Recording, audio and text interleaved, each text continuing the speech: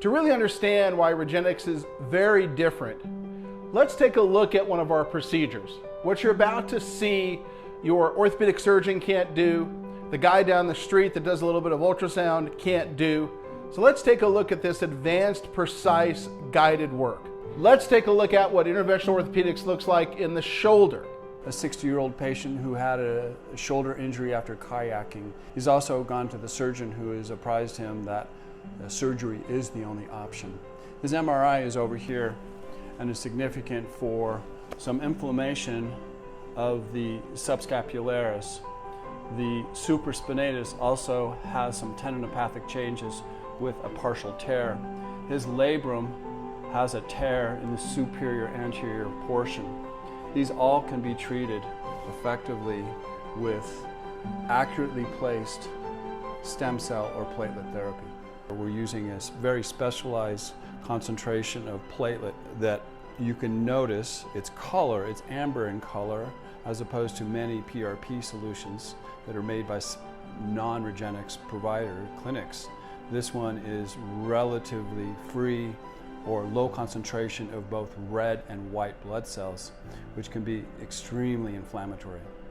The Regenexx difference is eliminating these specific cells by utilization of a state-of-the-art lab.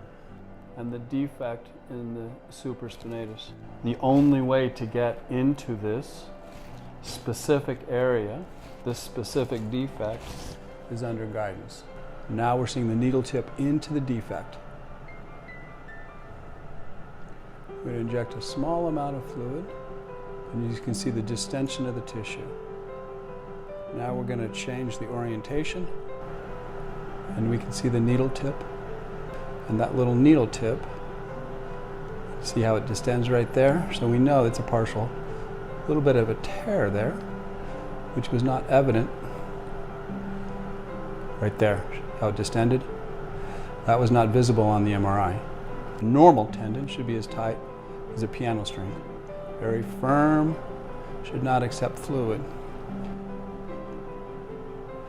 That's anything right there but a tight piano string. And there again, we're using two different planes, long and short, to identify the defect right there. You can see it bleeding across. By putting the needle specifically there and distending the tissue, we know we're getting the much needed therapy, whether it be stem cells or platelets, into this area of defect. So the next injection is to the biceps tendon.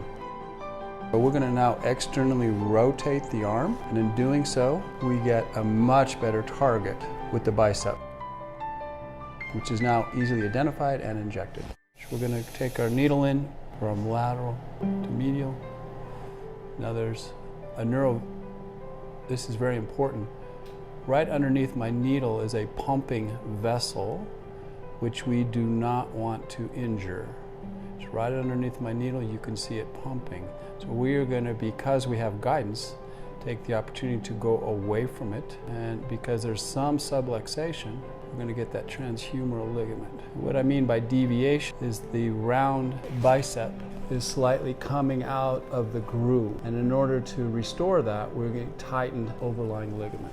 So let's bring his arm out. And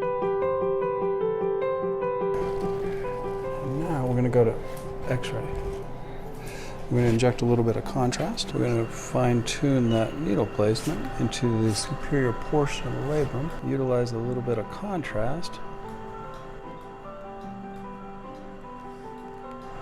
And that's the labrum.